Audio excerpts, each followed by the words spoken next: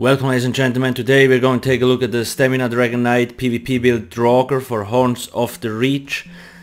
You all know I haven't really done PvP builds in Morrowind because I didn't have time, but now I finally have time again, and I will also try to stream PvP on Twitch along with other things once I'm back in Germany.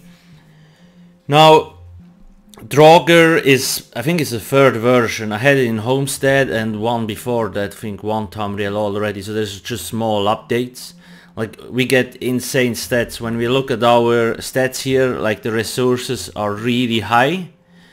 And even if I completely buff myself more or less, we have really high resistance, so this is a very tanky build. And I also want you to understand that you can adjust the build to your needs by quite a lot. First, I just want to go quickly through the basic setup, and then in the second part of the video I want to talk about what you can adjust, because you can play around with those stats here quite a lot. Okay, let's get started. As you can see, I'm using the Tower Mundus Stone. I am a werewolf. You can utilize the werewolf with this build. I will get into that in the second part as well. You can almost hit like 65k stem in werewolf. Then in terms of race, I recommend being a red guard because adrenaline rush helps a lot with sustain. Like, it's like 800 stamina every 5 seconds, that's a lot. And you might think, yeah, well, with this low recovery we might have stamina issues, but it's not true. There is a ton of ways to actually return stamina, and obviously I will also show you how you can adjust the stamina recovery. This build works in the CP campaign and in the no CP campaign. Now in terms of gear, what are we using? Basically 5 Shackle Breaker, I have infused tri-set enchants on the big pieces, and 5 Draugr Hulk. I recommend having impen on the small pieces and infused on the big ones. Then I have 1 Tremor and 1 Dummy House. You can also run Bloodspawn, I will get into that later. But if you really want just to aim for max stats, then Tremor Scale is nice because it gives a stem bonus, and Dummy House is a new set.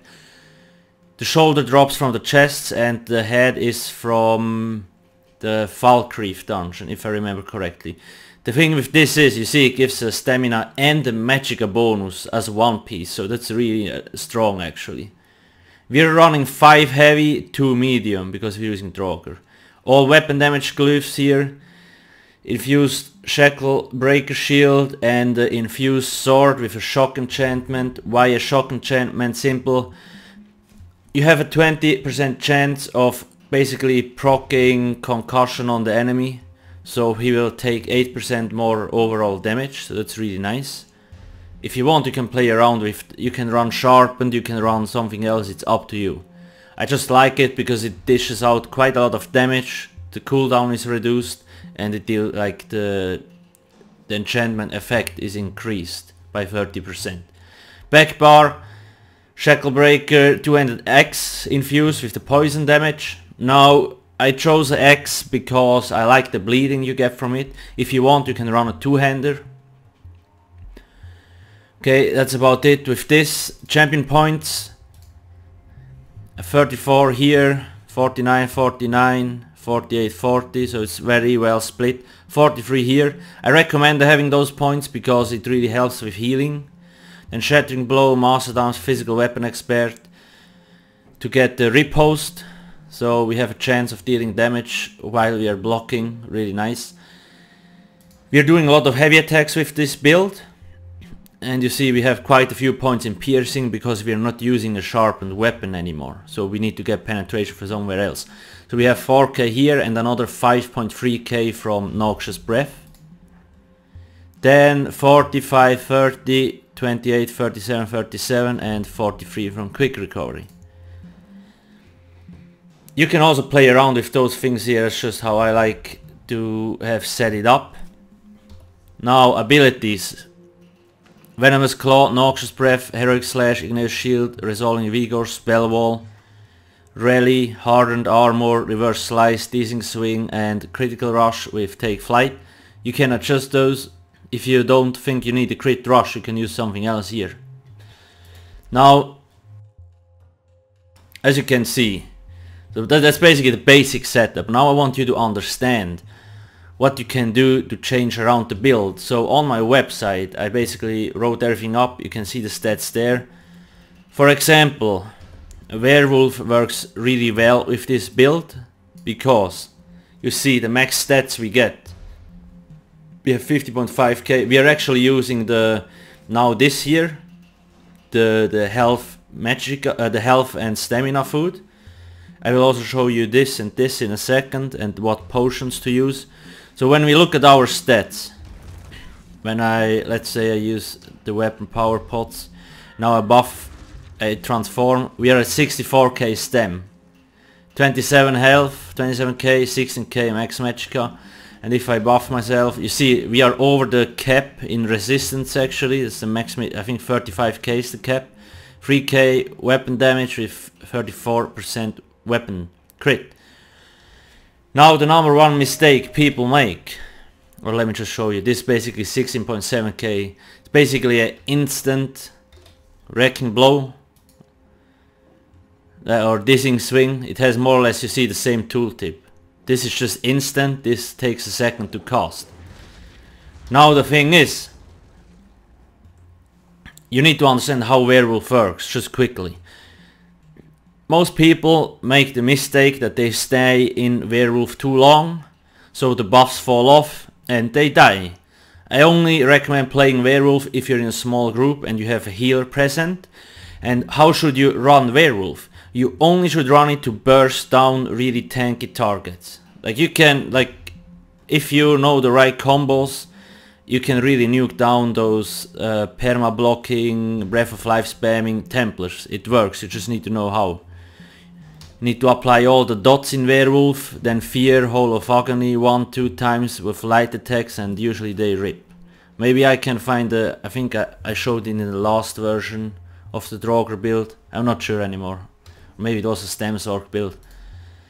So that's it with the werewolf. If you don't use werewolf or if you play alone, I recommend running this year's spell wall, really strong ability, basically blocking for you. And it also reflects abilities, costs only 100 ultimate. When should you use take flight? Basically, what I do is, you see this here gives major fracture to the enemy, so he has less physical resistance. I apply all the dots, and then I use dizzying swing into a take flight with reverse slice, and they rip most of the times. Just need to find the right combination. I'll just show it after on a target skeleton, and I hope I can, like once I'm back in Germany, I can stream some action with this build. What else can you change? So like I said, you can run the tri-stat buff food if you want. You lose like 1k stem, but you gain like 5-6k magicka. Why do you need so much magicka? Well, because this is quite a tanky build. We have hardened armor here that costs magicka and Igneous shield. When I use the tri-stat food or any food that gives me potions to give me magicka back, I can use Igneous shield a lot. And because I am in heavy armor, every time somebody hits me, well, let's say every 4 seconds, I get another 541 magicka back. So sustain really shouldn't be a problem, along with stamina. Now, why is Igneous shield so nice? Because you can see here, every time I use ability from Earth and Heart, it gives me 1k stamina back. And I will show you, when I do a heavy attack with Igneous shield, I get 4 to 5k stamina back, if the red guard passive procs as well. That's why it's so piss easy to sustain on this build. So if you like really a lot of max magicka, then go for this. I think when I play alone, I want tri-stat buff food. If I play in a group, I probably just go for the health stamina, because I want it gives me slightly more damage. Now you can also run the Cameron Throne. You see stamina recovery 823 unbuffed. When I drink a pot, it's like almost 1k, and we have 27 and 50.5 and 16.2. Now when I use this 16.2, 24.6 and 48.5, so we lose like 1 or 2k stem, but we gain a ton of stamina recovery. 1.4k is more than enough on a heavy armor build, especially because you can do heavy attacks and all that stuff. And you all know, you see, increases the magic or stamina your heavy attacks restore by 25%. Heavy armor passives are so strong. That's why everybody runs around in heavy armor. They give you so much more health, resistances, healing taken, better resource management. Medium armor completely fucking useless, unless you're a gank blade. Light armor really tricky to play. If you drop your shields, you're ripped in like 2 hits. That's why everybody runs around in heavy armor. So you see those stats. And the thing is, I am currently using the tower. Now this gives you about 2.2k stamina, something like that. If you want to run the serpent, so you get more stamina recovery, you can almost get up to 2k here with the dubious Cameron thrown together. This and the serpent Mundus stone, almost 2k stamina recovery. So that's another option you have. You can also run the warrior Mundus stone to get more weapon damage, or the thief Mundus stone to get more weapon critical. That's up to you. You need to play around with that a little bit. Just play around and just test different setups out and then use what you're most comfortable with. You even could use the Atronach to get more magic recovery, but I don't really recommend it. I think for most people the tower or the serpent are probably the best choice. Then what else can you do? Instead of slotting a dummy house and a tremor scale, you can also run 2 pieces Bloodspawn. Bloodspawn is really nice on a Dragonknight, because you see, first off it gives stamina recovery, so when I have the Cameron thrown with this I'm at 1.6k. That's nice. And with the normal food I'm at 1.1k. That's already really good. Also it gives me 14 ultimate every time I get, well, every 6 seconds basically. It almost procs on cooldown because so many people hit you. And the good thing about this is Dragonknights have Battle Roar. Every time we activate the ultimate we get 59 resources back for each point of the ultimate cost. So this costs 100 ultimate, so I get basically 5900 magica health and stamina back every time I activate this.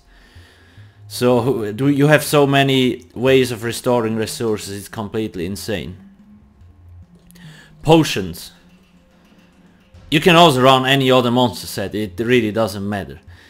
Potions, I usually recommend those because they give me CC immunity, speed buff and restore stamina. Now why do I like CC immunity so much? And you see I'm quite fast with this, barely lose stamina while running. No problemo. This also works great in battlegrounds. Like on my 24-hour stream I already tested it and it works really great. Why is CC immunity important? So basically, if somebody stuns you and you break free, you get I think 7 or 8 seconds CC immunity. Now if you activate this the moment before the other one runs out, after you got stunned, you get like 25, 26, well maybe let's say 23 seconds of CC immunity. So nobody can interrupt you during this time, which means you can pull off your combos on the enemy without getting interrupted, which makes sure that the other dude actually rips. Now let's just quickly go to a target dummy just to show, kinda give a better visual on how to play with the build, how to apply dots and all that kind of stuff. Also make sure to not forget to subscribe. I will release a lot more PvP builds for a lot of classes that I have ready. So now when you look at, I mean it's just a target dummy so it doesn't fight back. But I just want you to understand the basics, why I run this certain setup. And also if you want to run Venomous Clone the back bar, go for it. It's up to you. I just like this particular setup because here like I can apply the Noxious Breath, the Venomous Claw, Heroic Slash and all that stuff, and then swap to the back bar, use Dizzy Swing. Right, just to stun him, keep him busy while the dots are ticking. And you need to make sure to keep up Vigor, because if you don't keep up Vigor you're gonna rip. And you see like it's like 19k, it's not bad. Hardened armor is also nice because it gives me more healing because of this passive here. Increase your healing received by 12% while a draconic power ability is slotted. I run this because you see it gives me a small shield. It's only small, but it's like 1.6k in PvP. The thing is, enemies can't crit shields. So you get a lot less like crit hits in your face, which is nice. Now, like I said, major fracture from this ability, it's 10 seconds dot. Then we have this here, venomous claw. It's probably the strongest dot in the game. Every 2 seconds it gets 12% stronger. Also holds 10 seconds, so those dots they're on the target for a long duration. For really a long duration, and that gives us time to use DC swing to CC the opponent and all that kind of stuff.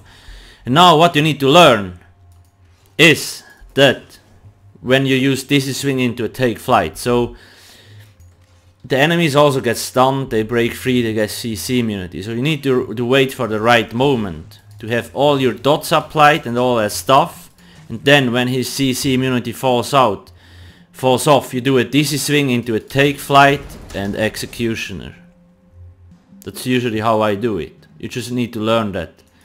Because if he's CC immune, he will most likely block. That's the problem. So you just can nuke him down if he gets CC. Obviously some players perma block, but you can just keep like this combo up. You do a light attack, heroic slash, bash. You need to learn that as well, and just keep the dots up, they will get fucking triggered. Our weapon enchantment procs a lot. You see, like the first hit, I weapon swapped, the first hit it already ticked. And the Ox Bleed, what does it do? Just to show you, where is it here? Ox grants your melee attacks 16% chance to apply a bleed, dealing 10.7k physical damage. Now, bleeding ignores resistances, so it always, like it does this damage. And it can crit, so it's really strong. So technically you have 1 dot, 2 dot, then you have the Ox Bleed, 3 dots, you spam this on the enemy and take flight. Like, he's gonna rip, trust me, if he doesn't immediately break free. Reverse Slice, how should you use this? Okay, look, this is the full animation, really slow. Now I do weapon swap. It went off, but you barely saw it, right? That's what you need to learn. That's usually how I animation cancel this ability, just to kill off the target faster so he doesn't have as much time to react as when it does the full animation. Because you see, this here takes longer till it hits compared to this. It's not a lot, but it's like 0.4 seconds. And this can kill enemy. Like, this small gap can make a difference, especially if it's a good player. So that's more or less it in terms of, let me just show you how much stamina we can get back when I use like a heavy attack with Igneous Shield and the Red Guard passive. It went from 52 to 61%, that's like 10k. And I can use my ulti here, gives me another like 6k. So there is so many ways, possibilities to actually restore resources. And like I said, you can spam Igneous Shield, every time you use it gives you 1k stamina back. So it's just, you have a lot of great combos.